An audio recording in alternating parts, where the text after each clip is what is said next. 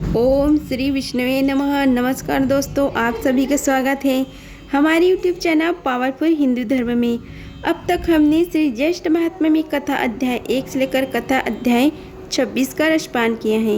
अब हम आप सभी को श्री ज्येष्ठ महात्म्य में कथा अध्याय 27 का रसपान कराएंगे, जिसमें सावित्री व्रत का वर्णन है। आइए रसपान करते हैं कथा का। ऋषि लोग बोले कि हे स्कंद जी, दुख, शोक और भय से आक्रांत एकाकी वन में स्थित उस असहाय पतिव्रता मनुष्यनी ने क्या किया। स्कंद जी बोले कि हे ऋषियों, सावित्री को पतिव्रता जानकर धर्मराज स्वयं आए। उस कृष्ण पिंगल वर्ण पुरुष को अत्यंत तेजवान देखकर वह पतिव्रता भागिनी बोली कि हे पुरुष लोग भयंकर, तुम कौन हो। यमराज बोले कि हे वरोहे, हे मनुष्यामिनी, तुम्हारे पति क्षीण आयु है, और हे देवी, तुम्हारा दुर्विशेष सहन करने योग्य नहीं है। हे महाभागे, यह जानकर मैं स्वयं आया हूँ। यह उस वारोहा सावित्री से कहकर उस महात्मा सत्यवान की देह से अगुष्ट माता पुरुष को पास से खूब गाढ़ा बांधकर वेग से खींचा और उसे लेकर यमराज अपनी यमपुरी को चल गए। तत्पश्चात अपने पति की आत्मा के पीछे पीछे सावित्री भी चली। यमराज बोले कि हे महाभागे, तुम बहुत दूर तक चली आई हो, अब लौट जाओ और घर जाकर अपने मृत पति के औदवैदिक क्रिया कर्म कराओ।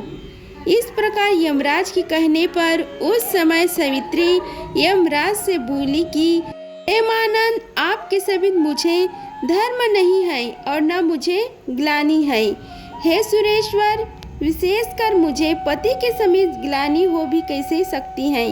आप धर्म से पालन करते हैं और धर्म से ही बरतते हैं, और आज आपका दर्शन निष्फल नहीं हो सकता, तथा तत्पुरुषों का तो यहाँ तक कहना है कि आपका दर्शन कभी भी निष्फल नहीं जा सकता।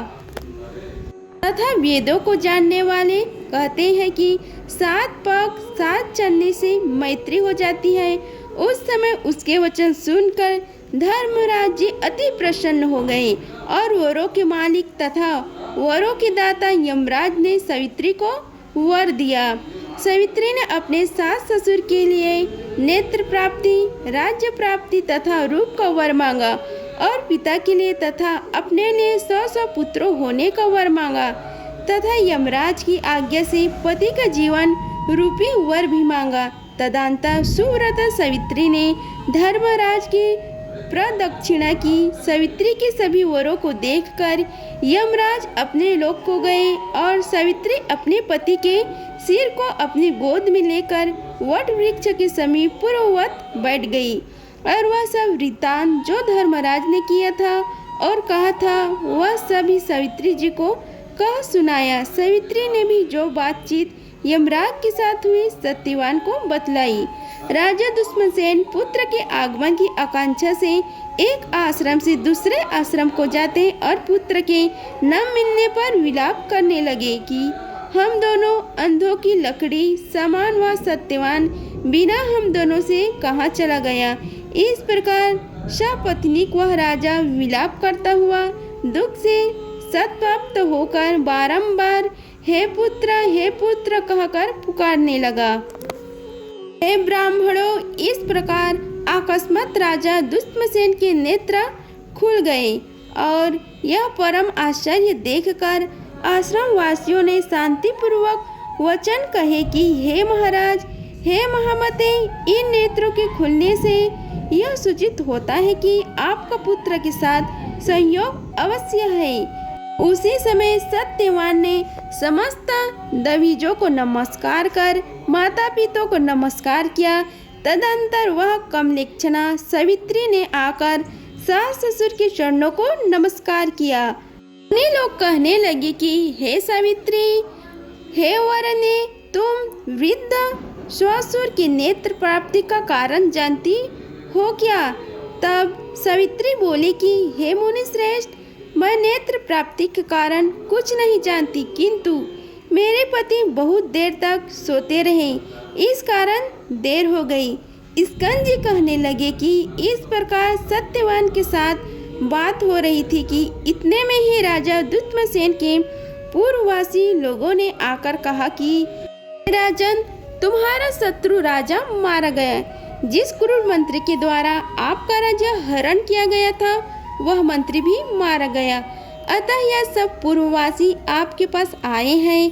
हे राज सरदून, हे प्रभु, आप उठिए और अपने राज्य का पालन चलकर करिए। हे राजन, आप मंत्री और पुरोहित के द्वारा राज्य सिंहासन पर अभिषिक्त हो।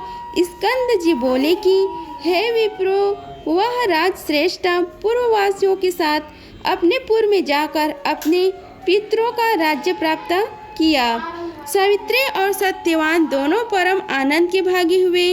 उनके बहुत शक्तिशाली स्वपुत्र उत्पन्न हुए तथा व्रत के प्रभाव से सावित्री के पिता अश्वपति के भी यमराज की कृपा से स्वपुत्र हुए।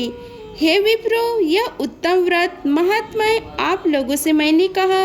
इस व्रत के प्रभाव से क्षीणायु सावित्री का पति जीवित हो गया।